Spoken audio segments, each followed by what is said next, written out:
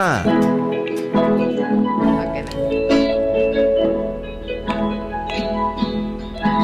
Trying to be a blessing. Magandang hapon, marahay na hapon. Good afternoon to everyone. Sister Jessie po. Welcome to Usapang Bukasyon ACI. Shout out sa gabos na Rafaelians, sa gabos na ACI family all over the Philippines, lalong-lalo na yung mga taga Bohol, si Ma'am Pin, si Ate Meli, at ang mga ACI sisters. Today is Friday, March 13, 2026. 2 days from now is the fourth Sunday of Lent called the Litari Sunday, a moment of joy in the middle of our Lenten pilgrimage. The word Litari means rejoice, a joyful pause in our Lenten journey, reminding us that Easter is near. Katulad ng Gaudete sa panahon ng Adbyento, nang ibig sabihin ay rejoice dahil malapit na ang Pasko. Gaudete at Letare, parehong ibig sabihin ay rejoice, magalak. Ang Gaudete Sundays ay sa third Sunday ng Advent. Magalak dahil parating na ang Pasko, ang kapanganakan ni Jesus. At Letare sa panahon ng Kwaresma, the fourth Sunday of Advent, magalak dahil palapit na ang Easter, ang muling pagkabuhay ni Jesus. Katulad ng nasabi ko last week, ang mga mahalagang tema sa Kwaresma ay isa-isa nating hihimay-himayin. Sinimulan na natin nung nakaraang linggo at ipagpapatuloy natin ngayong hapon sa ating episode tungkol sa almsgiving. By the way, to honor the Lenten season, wala po muna tayong mga guest performers. Ang susunod na performance ay sa Easter episode na po. Aabangan nating lahat yan. Last Friday, episode 76 ay pinamagatang Pause, Pray, Power Up. Ngayong hapon, episode 77 ay pinamagatang Love in Action. Makakasama natin ang ating ECI sister at isang guro ng Mater Dei College ng Bohol. Pero bago ang lahat, babatiin muna natin ang aking mga co-host. Magandang hapon sa inyo lahat. Si Martha Hang po. Shout out to Ate Aurin, Jambuima, and on those who are watching and listening our program this afternoon. We welcome Sister Martha to our program. Welcome home, Sister Martha. Maraming hapon sa gabos, sa giraray Sister Net po. Magandang hapon, maayong hapon sa tanan. Belated happy birthday greetings sa ako ang first cousin, si Shona Ortiz. And then kay Novices Vianney at Elma. Shout out sa lahat ng Legasay students, grade 12 bukas at ang kanilang mga guro. Welcome bukas, sila ay may magre-recollection po sa amin. And then shout out sa lahat ng mga Montes Claros clan na nagkita-kits sa Masbate to pay our last respects to our 96 years old late Auntie Chasaling. Galing din ako dyan kahapon. And then special shout out sa akong first cousin, Nene and husband Larry, and then ng Cecil.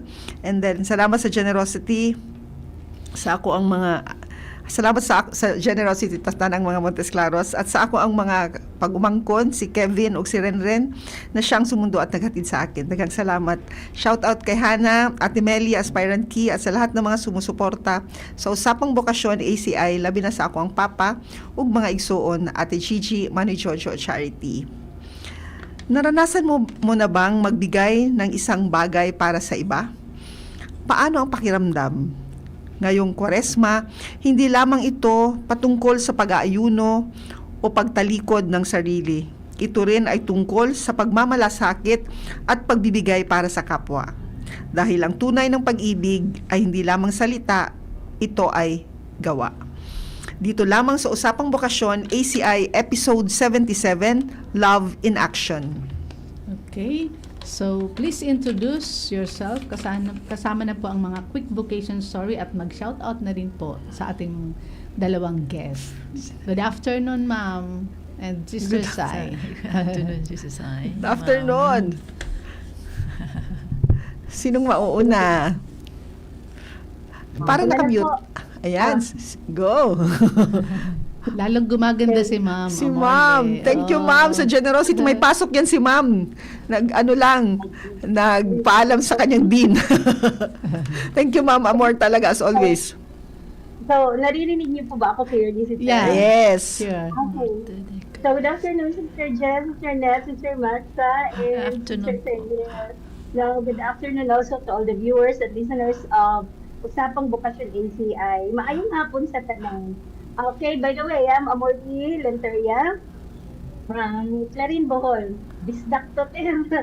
Okay, shout out po sa husband ko, kay Tatay Benji, my daughters Angela and Regina, sa mga kapatid ko po at mga in-laws. Then shout out po sa mga kasamahan ko sa trabaho, tapos sa deal namin, no, kay Ma'am Angel at saka sa ever supportive President, Dr. Mariano M. Lerin and his family. And of course, sa mga estudyante ko po, hope you're doing fine right now. Yan. At mga ACI sisters na nagtatrabaho sa MDC, as always. Yes. Thank you, Ma'am Amor. Sige. Sister Sai, hello. Po. Hello po, nagbabalik po ulit ako, Sister Cyrel. Hap Manileña, hap Bicolana. Shout out sa mga kamag-anak ko sa Tuli, Malinaw, Albay. Diyan po ako bininyagan sa Malinaw, Albay, pinanganak sa Quezon City.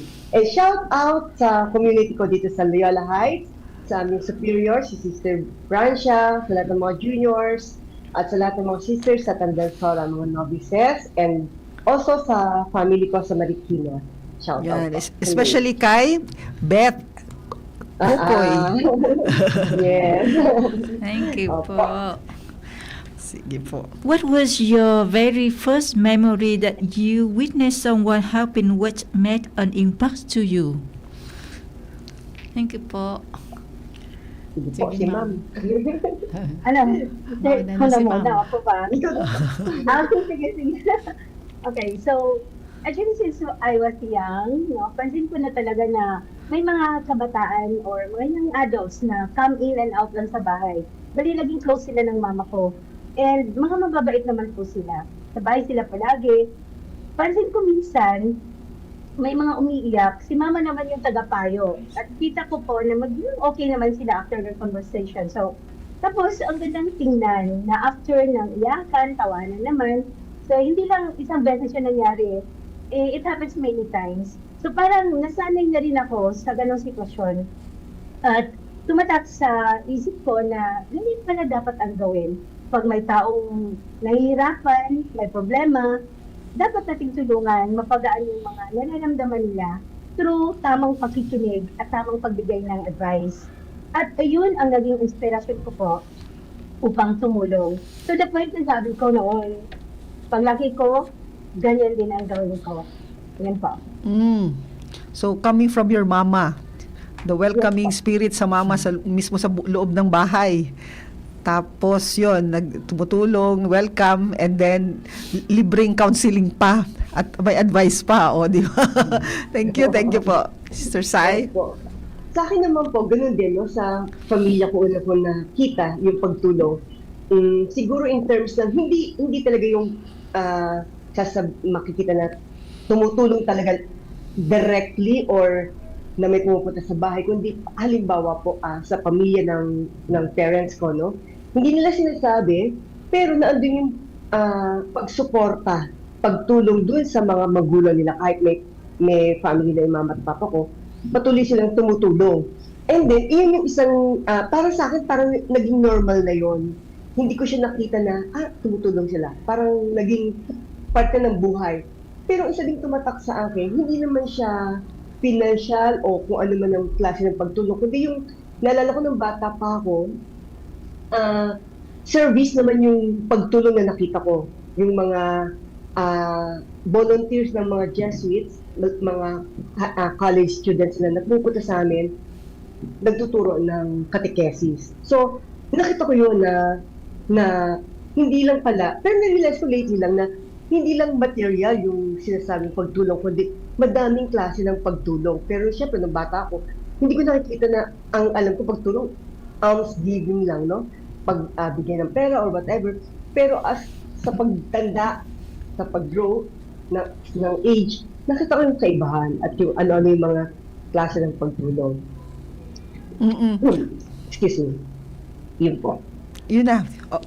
Yes. So, ang first mo, Ang una, di ba ngayon, minsan, yun yung source ng conflict na mag-aasawa na tumutulong sa sariling family, no? Pero yung sa inyo, parang very normal na parte Yes. ng family na kung sino nangangailangan, especially even yung family of origin ng couple, ay pwedeng tulungan, hindi siya issue.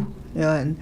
And then secondly, na-mention mo rin na hindi lang pala, pag sabi nating alms giving o sabi natin pagtulong, hindi lang siya pinansyal. Pwede din presensya and napakahalaga ay serbisyo. Yan. Yeah. So yun. So yun yung impact sa inyo. So ano naman naging impact, anong effect nun sa inyo? Yung, So, siguro sa ako, ma'am, ako mauna. Siguro Yeah. sa akin, kasi madami na nga ako nakita ng klase ng pagtulong. Ang nag-impact na sa akin is, hindi ko din siya nakita na parang naging normal. Tapos, hindi ko alam na meron na palang tinatanim sa akin na mabuting gawain. No? Una, hindi ko na nakita na, kailangan, parang gano'n, parang, kasi nakita ko sa mga tao na nakakasalumuha ko na normal na sa kanila yung pagtulong. So, pero ang naging effect nun sa akin is parang tumulong din nang hindi ko na nalalaman na tumutulong na pala. Parang gano'n. Yun yung isa kong nakita na kung ano yung nakikita ko na tama na although hindi binibigyan ng importansya, pero tumatanim at nagiging daan din sa akin, no? Nagiging normal na rin sa akin na paano tumulong. So, yun yung isa kong nakita siguro na at naging epekto sa akin. Yeah, thank you. Ma'am Amor. Ay, sa akin naman po, at first, parang nagtaka ako kasi, ba't ba ang daming tao dito sa bahay? Parang gano'n kasi, marami kasi sila, hindi lang isa, dalawa. So, kundi, marami din sila mga young adults na magpupunta sa bahay. So, parang sabi ko, ba't ba sila andito? Eh, wala naman kami, hindi kami mayaman, wala kaming mapakain sa kanila. Pero yun pala, later on, nakikita ko at na parang naintindihan ko na bakit sila napupunta doon, hindi lang para magtawanan or kung ano yung mga pag-uusapan nila, kundi yun, yung kung kailangan nila ng advice or kailangan siguro nila ng mga inspirational message galing sa mga matatanda pa nila, kaya yun sila napupunta sa bahay. Kaya yun, I was still elementary at that time, so hanggang sa medyo malapit ako graduate ng elementary, sabi ko, nasanay na din ako na, ganun pala. Wala man kaming pera na maibigay sa kanila, pero at least yung time, yung time at saka yung tamang pakikinig ang pwede pala yung i-share. Yun po. Yeah. So una, pinangalanan kang love kasi amor. So yun pa lang yun, punong-puno ng love. So pasok na pasok ka. Love in action. Kaya naisip talaga kita. Sabi ko si Ma'am Amor, tamang-tama dito, partner ni Sister Sai. Yan. And then, yung sinasabi ninyo na parang dahil yun yung nakikita ninyo, yung parang sa inyo, natural, nagiging second nature na parte na ng buhay ninyo yung pagtulong, hindi siya big deal. Minsan nga, hindi nyo na alam na nakakatulong na pala kayo, na tumutulong, dahil yun na yung na-imbibe na-internalize na maray, at yun yung ilalabas nyo rin sa buhay ngayon ng mga adults na kayo. And totoo naman yun.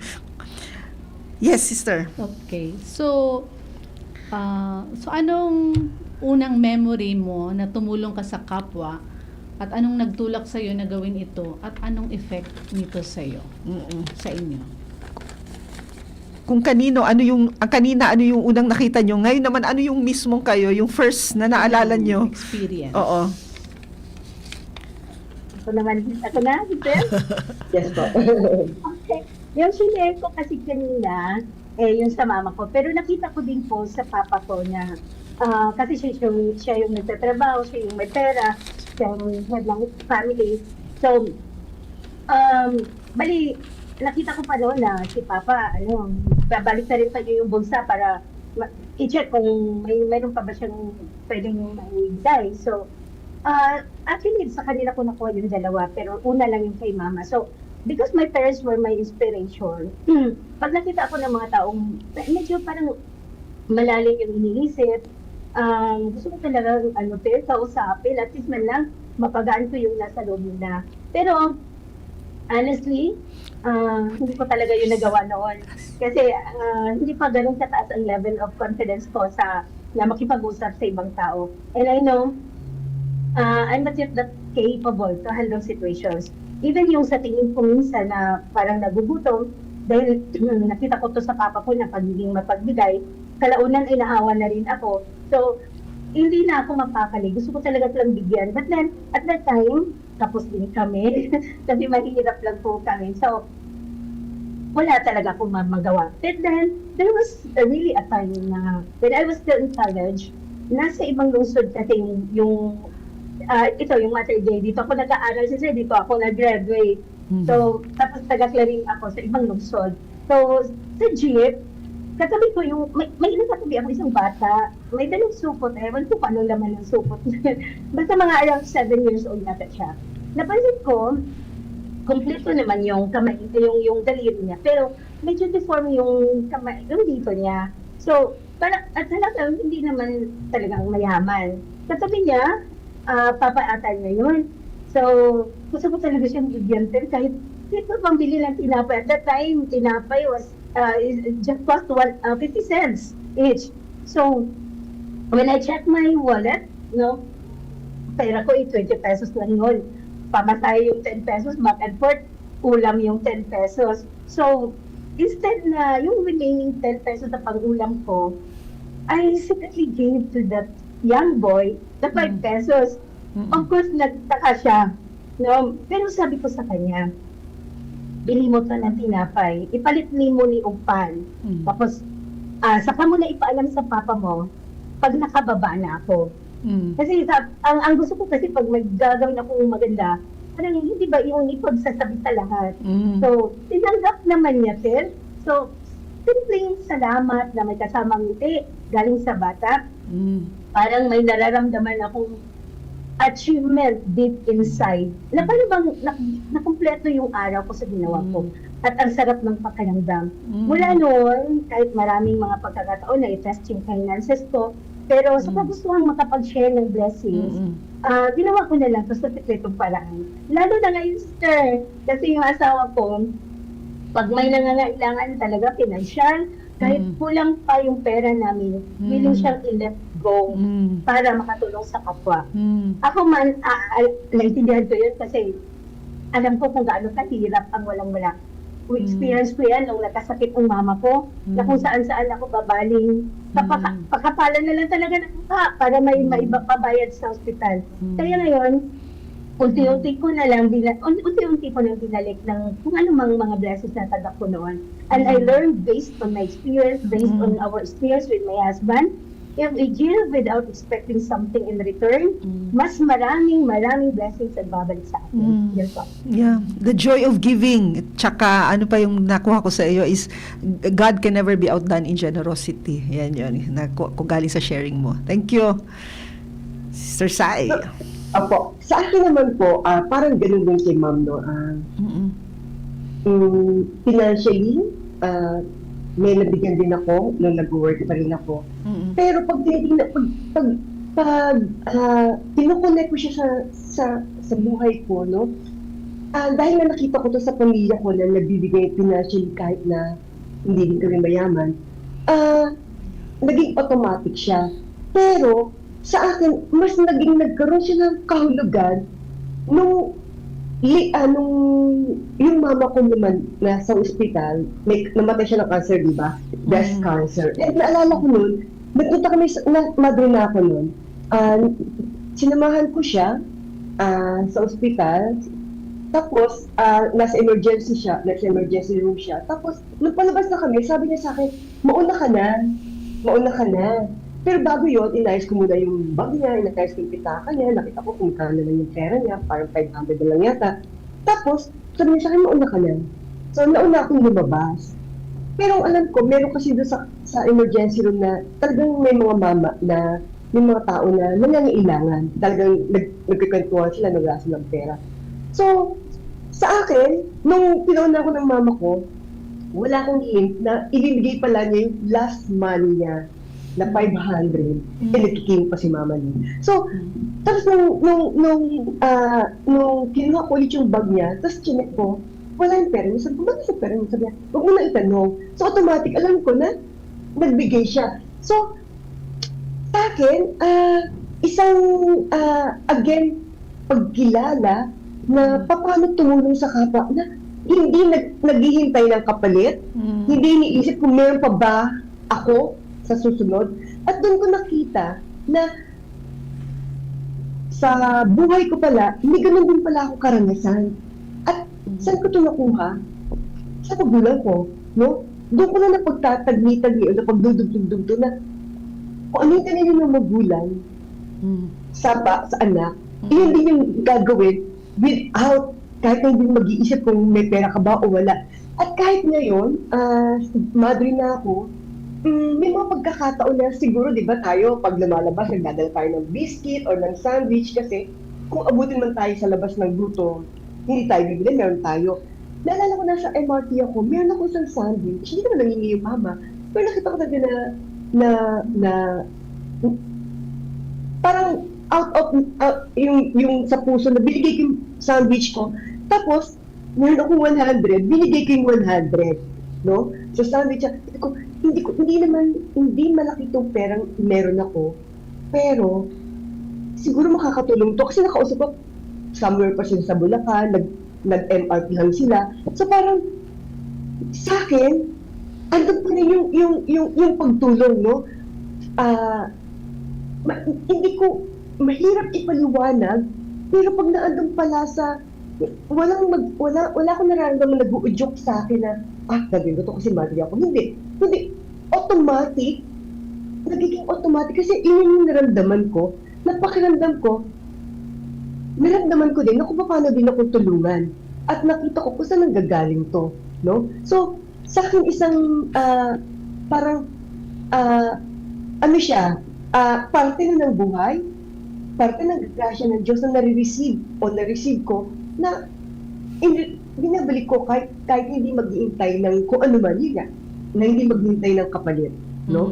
So pero siguro isa lang din na ang talagang tinitreasure ko is yung paano ko nakita yung mama ko na sa kabila ng may sakit siya at wala na siyang pambili ng gamot pero binigay pa rin niya. At yun yung nag-uudyok sa akin, kumbaga parang nasa back ng mind ko na meron akong pinaghuhugutan, yung trust, no? Hindi ko to gagawin dahil gusto ko or whatever, pero may pinanggagalingan. Yeah. Sisters, how about you? Anong memory nyo sa mga magulang nyo? Do you have any memory of the generosity also of your parents, your mama, your papa? Yeah, my mama is so really generous, not so, hindi masyado sa mga financial or pero yan, maraming experience na tumutulong sa kasi marami din pumupunta sa amin kahit mahirap kami, pero maraming paano, may mas mahirap pero sa mas yung tulong ni mama is more on guidance, spiritual nourishment sa mga tao na maraming walang alam tungkol sa Diyos, tungkol sa basta sa paano mag-grow sa pagtalubo sa pagtubod. So maraming experience na yan. Na yun yung sa serbisyo niya, imagine pumupunta sa mga patay, nagdadasal, halos lahat na patay sa amin, pero nagdasalan. So yung mga experience na yun siguro ang naka-inspire din sa akin. Kaya kung bakit ako nag-social worker, isa yun na at sa pagtulong pala along the way, siguro ngayong madre na ako, na nakita ko ang connection ng pagtulong ni Jesus na isinare sa atin yung na meron palang joy sa pagserbisyo, sa pagtulong. So yun yung nakita ko kay Jesus na sinishare sa atin kung gaano kaganda ang tumulong. So yun yung nakita ko na okay, imagine si Jesus is yung kaano kahalaga ang pagtulong sa kapwa. Niya yung may mga sakit, gamutin, magbigay ng pagkain sa mga nagugutom, something like that, na yun yung gusto niyang i-share sa atin. Kaya yun yung na-realize ko na talagang Kaya gusto tayo maging masaya in terms of serving. So hindi lang po corporal works of mercy, Hindi spiritual lang. works of Yeah, mercy. At mas marami na pong marami. lumabas, no? Listening, even yung sa patay, giving counseling, etc., etc. How about Sister Martha? What is your memory? I remember my papa. Usually, he encouraged us, not the two of us, to offer our life to the Lord, and whatever we ask of them, even though they know they don't have us, okay, out of generosity they gave to us, and after that they said that God will provide. So it's true. Yeah. It's true. So in many ways that we ask, and I see their generosity to let two of us to enter religious life, to serve the Lord and to serve others, and so, and I see the generosity of my mom always give to the poor, those who need come to her, and she share, even though sometimes she said, okay, na, Yeah. God will provide. Thank you po. Kung siya ano ang puno, yun din po talaga ang bunga. Short lang po, ang maalala ko sa mama at papa ko, two things. First is yung value of education, kasi very poor baga ang papa ko, no, and then because of education naging at sa kasipagan, ayun, parang umangat yung buhay.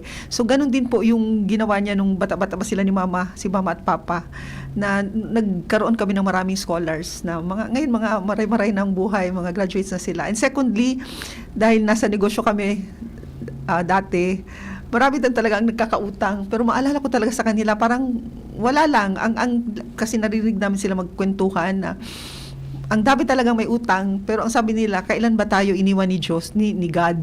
So kaya parang okay lang, hindi sila yung parang sobrang big deal na singilin, mga ganun. Wala akong narinig na ganun sa mga magulang ko. Basta letting go, at yun nga, yung that God will provide. Kung ano man yung naibigay, sige lang. So yun din siguro naka-inspire na, yung parang without counting the cost, ibigay lang lahat, yung ganun. Tsaka yung pagtitiwala sa providence ni God, na kung wala, basta dadating na lang yan, sige na lang yan. Kung ay magbayad, sige. Pero yan talaga yung pinaka na ko sa mga yung tiwala nila kay God, na kahit naman yung utang yan, sige lang, hindi man tayo we have never been deprived of anything because God always provides, yung ganon. Thank you. Right? po. Yeah. And then Santa Rafaela also, alam natin na kung ano sila, dahil din yan sa training ng tatay, yung witnessing ng tatay of shepherding, and then sa nanay din of exposing them to the works of corporal and spiritual works of mercy. So yun, kung anong bunga, kung ano ang puno, yun di talaga po ang bunga. Yan. Thank you. Thank po. you. Okay, so time check is 1:37.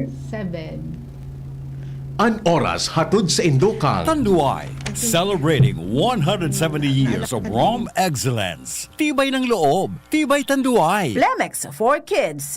Mommies, agapan agad ang ubo at plemang nakabara. Pambatang lagundi. Plemex! Abangan sa Radyo DZGB ang programang Usapang Consumer at Negosyo. Programang magtataunin kasimbagan sa saindong mga kahapotan tungkol sa pagninegosyo. Magdadara nin kadagdagang impormasyon mapadapit sa mga diretsyon nin mga konsumidor, asin mga giya kung paano maging mga responsableng parabakan. Usapang Consumer at Negosyo. Mataon pagnibid sa mga matrayumpong negosyante asin sa mga establishmento de negosyo na may marhaying na kontribusyon sa komunidad. Usapang Consumer at Negosyo. Madadangog na kada primero Biyernes kan bulan, alas 11 sagkod alas 12 minuto. Ihahatod sa Indo kan Department of Trade and Industry Regional Office 5. Usapang Consumer at Negosyo. Abangan. Kung ikaw ay edad 50 pataas katulad ko, may mataas na ang risk ng panlalabo ng paningin. Mas challenging ang pang-araw-araw na gawain tulad ng pagbabasa, pagsusulat, at pagmamaneho. Ang Optin ay may lutin na maaari makatulong sa kalusugan ng mata, nilalabanan ang epekto ng glaucoma, macular degeneration at katarata. Kitang-kita ang kalusugan. Mabibili ang Optin sa mga pangunahing butika nationwide. Mahalaga ang paalala, ang Optin ay hindi gamot at hindi dapat gamitin panggamot sa anumang uri ng sakit. Ubo ng anak? Nakababahala? Baka plema. Para dyan, Plemex for Kids ang pambato ko. Ang Plemex for Kids ay gawa sa lagundi. Tinutunaw at pinalalabas ang plema. Ginhawa para sa bata, peace of mind para kay mommy. Camille Prats Yambao po, nagfi-flex for Plemex.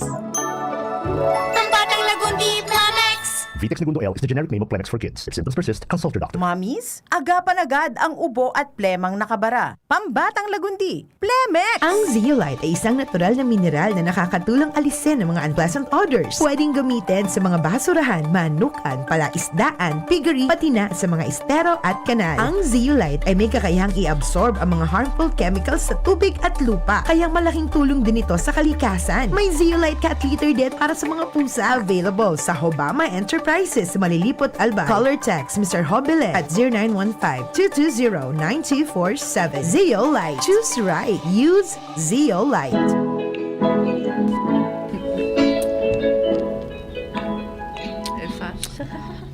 Welcome back sa ating programang Usapang Bukasyon, Episode 77, Love in Action. So, may katanungan, dagdag na katanungan. So, ano po ang kahalagahan ng almsgiving sa panahon ng Kwaresma? Okay po. Di ba, kasi ang almsgiving, isa sa mga tatlong pillars ng Lenten season, di ba? Ang una ay prayer, fasting, and almsgiving. So pag nagbibigay tayo, charity in action din po ito. Hindi lang siya nagbigay ka ng halimbawa ng pera, kundi ano yung ibinibigay mo? Kasi kung nagbigay ka, meron kang natanggap. At yung natanggap mo yun yung sinishare natin. Na naman tayong pwedeng ibigay nang hindi tayo nakatanggap na pwede natin ibigay, na pwede natin i-share. So para sa akin, mahalaga to dahil hindi lang na-purify ako sa sarili ko na nagbibigay ako, kundi alam ko na mahalaga din to. Mahalaga to para mas maging firm yung pananampalataya ko at para ma-share ko paano ba gumagalaw ang Diyos sa buhay ko sa pamamagitan ng pagbibigay, hindi lang ng material na bagay, ng oras, o kung ano man yung pwedeng i-share sa kapwa, no? So, yun po yung isang para sa akin, bakit mahalaga. Kundi mahalaga to para sa akin, mas lalong maging matatag yung pundasyon ng aking pananampalataya at ma-share ang pagmamahal ng Diyos. Yun. Apo, yun na po. Okay, para naman po sa akin, during Lent, almsgiving is more than just a donation. So it's a spiritual discipline. It serves as a way to detach ourselves from material things and focus on what truly matters. So kasi by giving, we empty ourselves of selfishness upang magkaroon ng malaking puwang ang Diyos at ang kapwa natin sa ating puso. Of course, for the needs of our brothers and sisters, mirroring the sacrifices of God or of Christ. So, in John 3:16, it says, and I quote, "For God so loved the world that He gave His one and only Son, that whoever believes in Him shall not perish but have eternal life." End of quote. So, God's love is always measured by sacrifice. So John 3:16 tells us that because God loved the world, He gave His most precious treasure, His only Son, to save humanity.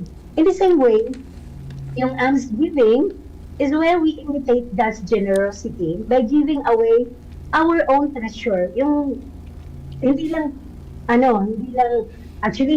to treasure na pang financial, lahat ng gifts at saka presents to help those in need. So, when we give alms, we're not just donating, we are participating in the self-giving heart of God, proving that just as God's love that led to the cross, our love must also be an action that serves others. So, during this season of Lent, it reminds us that God didn't send a message of love.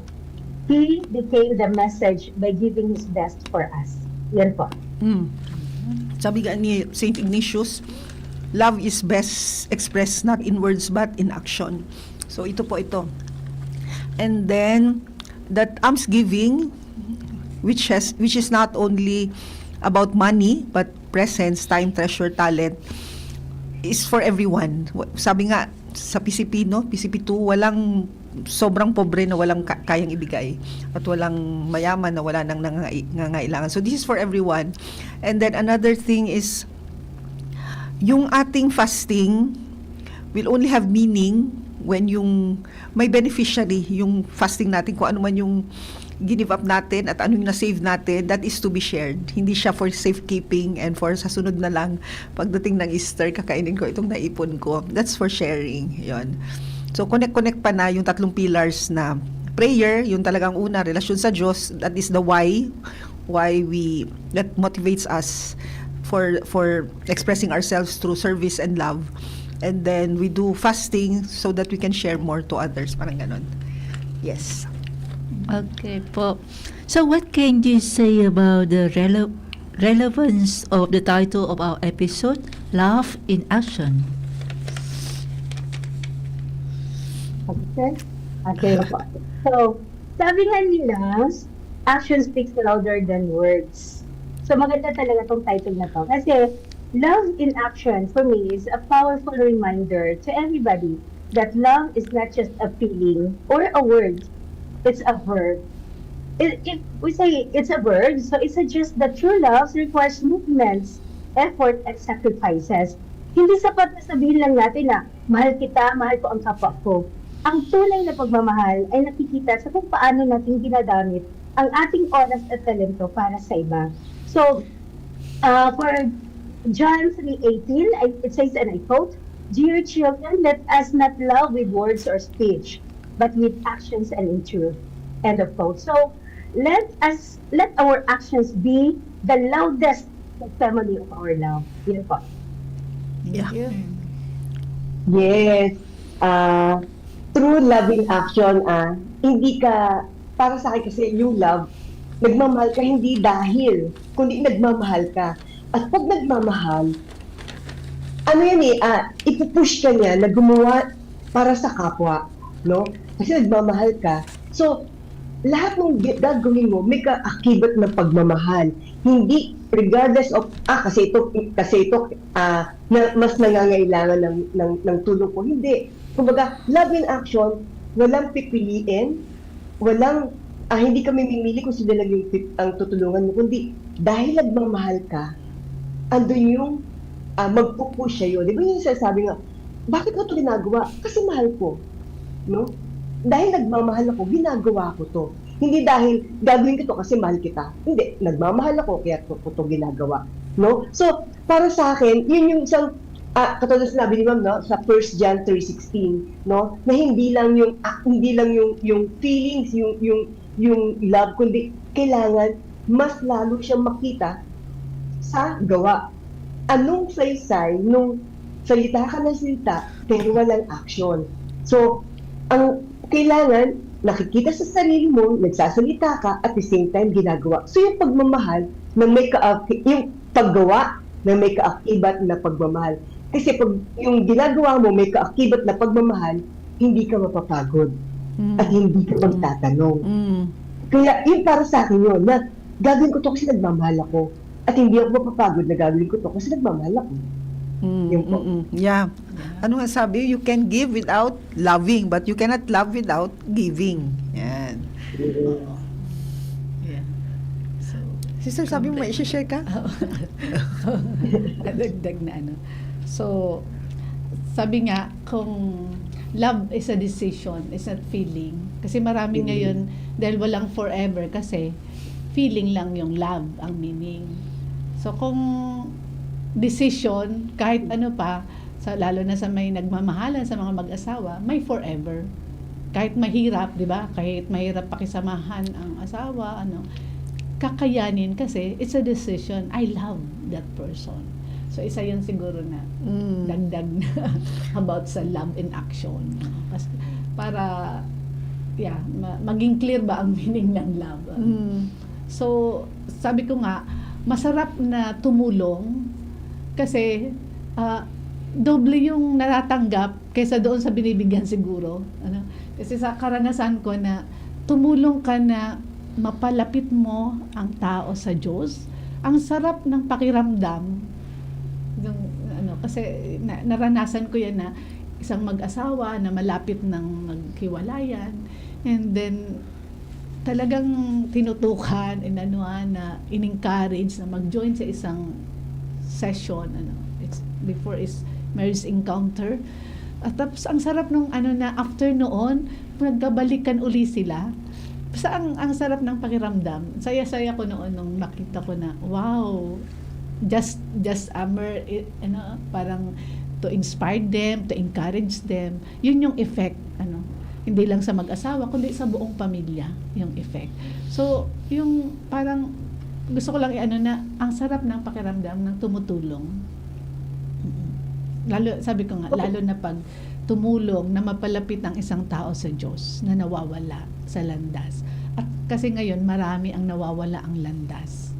So, siguro yun yung sana mas marami pang tao ang maghikayat na huwag lang hayaan mawala ng landas ang mga kapatid natin, kundi mag-effort tayo na ibalik natin sila sa tamang landas, lalo na ang mga kabataan ngayon. So yun yung gusto ko lang idagdag. So, love in action na nag-start si Sister Jessie, connecting it to vocation to married life, and then we'll talk also about sa vocation, anong connection nito sa vocation, sa religious vocation. So, siguro si Ma'am Amor, mas maraming ma-share doon sa, may dagdag ka or comment doon sa na-mention ni Sister Jessie about love in action sa kaso ng mga mag-asawa. Yung gano'n. Yeah, may forgiveness talaga. Forgiving and accepting them back after a fall. Alam mo naman yung nangyari sa church, di ba? Pero talaga, no? In general, sa lahat ng mag-asawa. Sa lahat naman, actually, daming beses na rin. Hindi lahat kasi sa mag-asawa, masaya ang buhay. May ups and downs. Tapos sa akin nga, munti ka na kaming maghiwalay. Pero because of love, no? At maraming ginamit na instrument si God para maintindihan namin kung anong pinagsupaan namin noon nung ikinasal kami, at saka para maintindihan namin kung ano talaga ang true meaning of love. So, ayun, forgiveness prevails talaga. At ngayon, unti-unti naman namin pinapatch up yung mga paano nangyari sa buhay namin noon. We're trying our best na maging maayos lahat, no? At saka maging mabuting huwaran sa mga anak namin po. Talaga, all shall be well that ends well. Nakita ko yan sa love relationship, yung deepening of the love between Ma'am Amor and Sir Benji. Nakita ko yan. Tapos ngayon talaga, I'm so happy, ma'am, sa totoo lang. And malalaki ni mga bata talaga. Pero ganoon naman talaga, di ba, ang mga relasyon. And then I'm really glad na na everything has been put in its proper order and everybody is happy. In regards to Sir Benji. Ayan. Thank you, Sister. Ang laking tulong na ginawa mo sa akin. Sa clinic, lagi kami nag-uusap ni Ma'am Amor when I was still assigned in Bohol. Yan, Barkada. Thank you. And then, punta naman tayo dito sa mission ng ano naman connection nito, Sister? O Sister Sai, ano naman ang masasabi mo connecting love in action sa vocation? O sa mission? Sa mission. Siguro sa akin, kasi parang, kasi madre tayo, parang ini-expect ng mga tao na, tutulong niya sila sister kasi mga madre yan. Pero, sa akin na nakita ko yung personal na, ano ba talagang meaning ng love in action sa isang buhay religyosa? Kung halimbawa ako, no, bilang isang administrator or treasurer, sa dami na ginagawa, pag nag-accounts ka, minsan kailangan focus, right, Sister Martha? Naka-focus, no? Kasi pag hindi, yung ginagawa mo, pag tumayo ka kaagad, minsan, nasan ka na? So, ang hirap, ako personal, ang hirap na engross ko na sa ginagawa mo, sa pag-account ko. Tapos, Sister, kailangan ko ng ganito, ng ganyan. So, kailangan mo bitawan ko yung ginagawa ko, at umattend doon sa, yung mas nangangailangan at the present moment. So para sa akin, ang buhay ng isang madre na hindi lang puro dasal at hindi lang din na yung nasa out ka, kundi pagsasabayin mo na nagdadasal ka at the same time may action, no? So para sa akin, ito yung nakita ko na yung grasya ng pagdadasal na nakuha ko nung nagdadasal, nagiging siyang daan, nagmamanifest siya kung ano yung ginagawa ko. At the same time, sa akin isa din na, halimbawa naman, nasa adoration tayo, lalo na, yun nga, bilang ako, kung anong apostolate ko, nag-adoration ka, nagdadasal, pero kailangan ng, sister, may naghahanap po sa'yo. Hindi naman ka pwedeng sabi, Lord, alam mo yun, hindi man, maninimbang, may naghihintay sa akin, at the same time, nandito si God sa harapan ko. Paano yun, no? So para sa akin, yung love in action na yun na at the present, ito yung minangangailangan, ito yung kailangan kong atanan. At sa buhay religyosa, kailangan balanse, kailangan nakaugat kung kanino ka dapat umugat sa Diyos para mabalanse lahat. At yung pagmamahalan na nare-receive na nanggagaling sa Diyos, trip knowing na pwedeng i-share sa ibang tao. Yun. Ano naman ang connection ng love in action sa mga bukatiba? Oo. Sa mga candidates natin. Sige, paano naman, sister? Sa mga bukatiba, itong mga nagsisearch, na nagsasabing mahal ang Diyos, mahal kita Lord, pero walang aksyon, may kulang. So I challenge or I encourage yung mga nagsasabing mahal ang Diyos. So kailangan yung magdesisyon. Oo, na wag matakot magmahal sa Diyos kasi sobrang pagmamahal ng Diyos. So ang ating sagot na yes Lord, I will follow you is just an expression of our response to the love that we receive to God. That is a vocation. Oo. Sagot lang yun kasi puno na tayo ng pagmamahal. So hinihintay lang ating sagot na yes Lord, I will follow you. So yun ang ano namin sa mga hindi makapagdesisyon na mga nagsisearch, parang urong-sulong. Siguro yun, pag-isipan yung mabuti, nagmamahal ka ba talaga sa Diyos? So yun.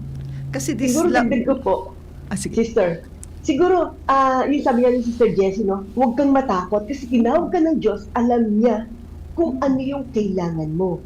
So, para sa akin, yun nga sabi Sister na, madami na natin na-receive na pagmamahal ng Diyos, ang kailangan lang ng Diyos is magsabi ka ng yes at siya nang bahala.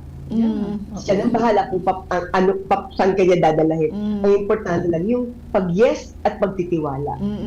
So sa love relationship, mahalaga po ang trust. Kung nagmamahal ka talaga at alam mong mahal ka, magtitiwala ka. So yun na yun. Oo. Walang takot. So kulang paugatin yung love relationship kasi ang isa sa mga fruit ng love relationship is you trust. You trust the beloved. You trust the one loving you. Yun, nakaukit yun. Kasi nga hindi lang in words na mahal ako, mahal ko si God, I love ko, ganyan, etc. Pero pag sabi, kaya mo ba? Ay, hindi ko kaya i-give up. Kulang ng trust. So we have to pray more and we ask for the graces coming from God, and then with the prayers po talaga of the Blessed Mother. Mahalaga po talaga kasi sobrang number one model po talaga natin si Mama Mary of how to trust the beloved, na alam niyang minahal siya.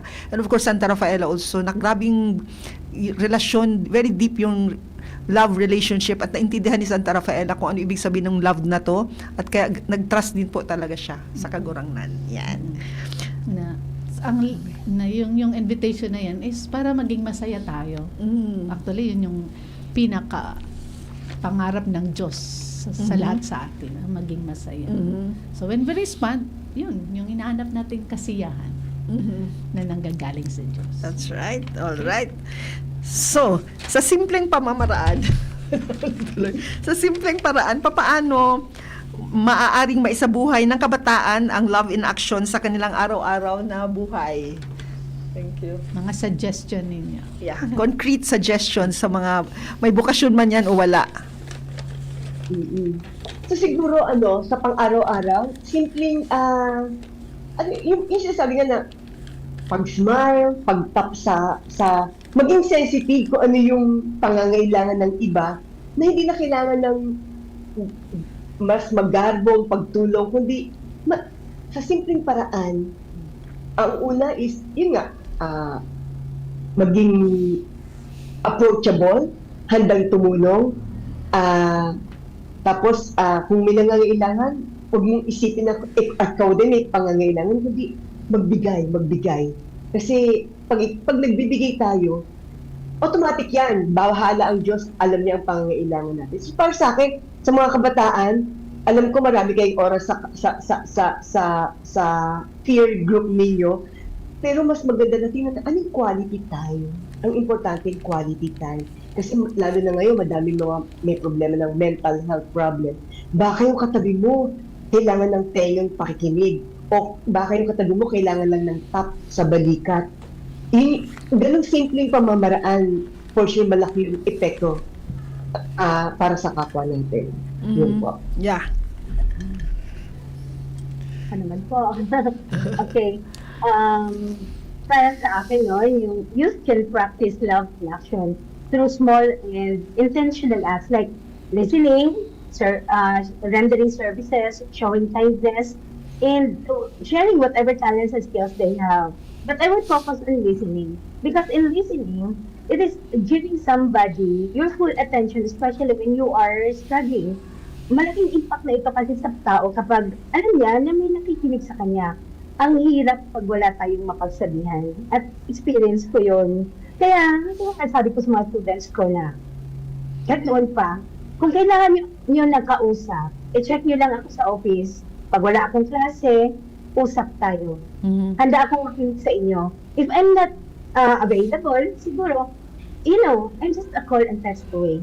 At marami namang pagkakataon si sir na magpunta sa office at hindi ko na-estudyante kahit higher level na. Napupunta pa rin sila. So, there was even a time si sir, yun ang una kong encounter na kailangan ko talagang mag-desisyon ng maayos dito. Kasi one time, may isang nag-chat sa akin, sabi, Ma'am, I know now kung ano yung feeling ng isang taong gustong mag-suicide. Sabi ko, at that time, wala, I don't really know what I'm going to tell her. Kasi hindi ko alam, baka mas lalala lang. Pero I paused for a while and pray to God, Lord, please make me an instrument na itong taong to makikinig sa akin at malalaman niya kung ano yung importance na nilay. Ayun, nag-reply to his messages. And at first, ang hirap pakalmahin. Pero I know, I understand. Wala kasi ako sa sitwasyon niya. Pero later on, naintindihan naman niya. And ilang araw din yun, natakot ako mag-open up Facebook si sir. Honestly, kasi baka may mabasa akong RIP, gano'n, yung mga bakit mo nagawa to, ang batang-bata mo pa. Kasi may problema sila sa boyfriend niyang foreigner. So, ang sakit daw. So, ayun. I was, until how many days, may tumapik dito sa school. May tumapik sa likod ko. Sabi, paglingon ko, sabi, Ma'am, thank you. So, you know what? Yung feeling na, thank you Lord. Sabi ko, thank you Lord. Kasi itong taon to nakikinig. And thankful to God dito ko si sir because I know I was able to save a soul at that time. Tama-tama, Sister Sai sabi about mental health, and then this one, si Ma'am Amor is listening. So, ano po talaga yan? Partner. Importante po, presence and listening dito sa mga may dinadaanan. Oo. Nagdagdag po ako, sir. Yes po. Kaya yun, in-encourage ko yung mga students ko based on my experience na handling students na sinabi ko talaga sa kanila, kapag napansin nyo na may nahihirapan sa kanilang sitwasyon, your presence is needed. And whenever you're there, be there 100%. Hindi lang you're physically there, but you're there, ears ready to listen, a mind open, and a heart that's willing to understand and willing to love. Yan po. Amen. Yeah. Maraming tayong kailangan ngayon na ganyan ang disposition. Dahil maraming tayong problema sa mental health. Okay? So, ang bilis ng oras bago tayo magtatapos, ano ang inyong final message sa mga kabataan na nang-aalangan pa na mag-alay ng kanilang time, treasure, talent, at presence para sa iba? Last message. Last message. Siguro po sa akin, unang-una, magdasal. Kasi pag nagdadasal, nakakakuha tayo ng inspirasyon at tinutulungan tayo para maging bukas. Importante na maglaan din tayo ng dasal. At yung pagdadasal na yun, ang nagiging bunga nun ay kung paano ka makatulong. No? Kasi pag hindi ka nagdasal at tumulong ka lang, nakakapagod kaya, no? Andiyan yung magrereklamo ka. Pero pag yung nagdadasal ka at tumutulong ka, mapapagod pero may saya, no? Iba yung love in action na may kasamang dasal at yung love lang na may action pero walang dasal, hindi ka kumakapit sa Diyos, nakakapagod yun. Kaya sa mga kabataan na sa paligay ninyo na meron kayong kapasidad na magbigay ng oras sa ibang tao, ng inyong talento, wag matakot. Huwag matakot magbigay ng sarili, lalo na sa mga nangangailangan. Yun po. At huwag din matakot na mag-say yes sa Diyos. Alam ng Diyos kung anong pangangailangan mo. Okay? Be an ACI. Amen. So, akin naman po, no, ay pagdagdag lang sa kay sister. So, para sa mga kabataan, huwag yung hintayin na maging handang-handa o maging mayaman kayo bago tumulong. The world doesn't need your perfection. It needs your heart.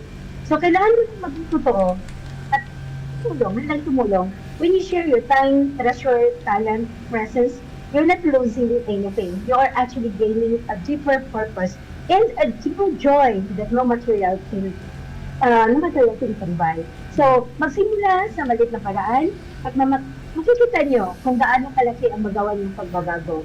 So, once again, this is our Lilinteria saying, love is a verb. And today is the perfect day to put it into action. Amen. Amen. Okay, salamat sa lahat na sharing natin ngayon. It has been enriching. Salamat sa inyo, Sister Cyril Casquejo, ACI, Ma'am Amorle Lenteria, at sa lahat na mga handmaids, Sister Net, Sister Martha, Sister Jessie. Muli po, kami nagpapasalamat sa inyong lahat and see you next Friday.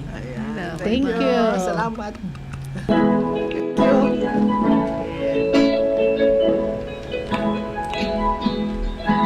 Trying to be a blessing to others, being there for them and simply being grateful for everything. After all